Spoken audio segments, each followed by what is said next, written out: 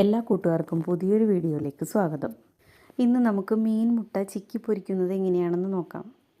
ആദ്യം മീൻ മുട്ട 5-6 തവണ വൃത്തിയായി കഴുകണം. പുറമേയുള്ള പാട പൊട്ടാതെ വേണം കഴുകി വൃത്തിയാക്കാൻ.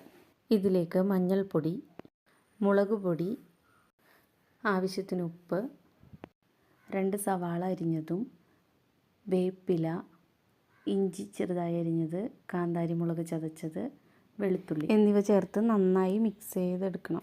ഈ വിധമാകും വരെ മിക്സ് ചെയ്യണം. അതിനുശേഷം ചട്ടി ചൂടാക്കി അതിലേക്ക് കുറച്ച് വെളിച്ചെണ്ണ ഒഴിച്ചു കൊടുക്കുക.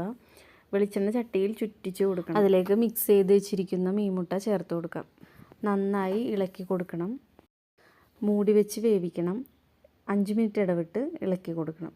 ഡ്രൈ ആവുന്നവരെ ഇളക്കി കൊടുക്കണം. ഒരുവിധം ഡ്രൈ ആയി വരുമ്പോഴേക്കും കുരുമുളക് പൊടിച്ചത് ചേർത്ത് കൊടുക്കാം. ദാ ഇപ്പോൾ മീൻമുട്ട ചിക്കി പൊരിച്ചത് റെഡി ആയിട്ടുണ്ട്. ചൂടോടെ നമുക്ക് കഴിക്കാം.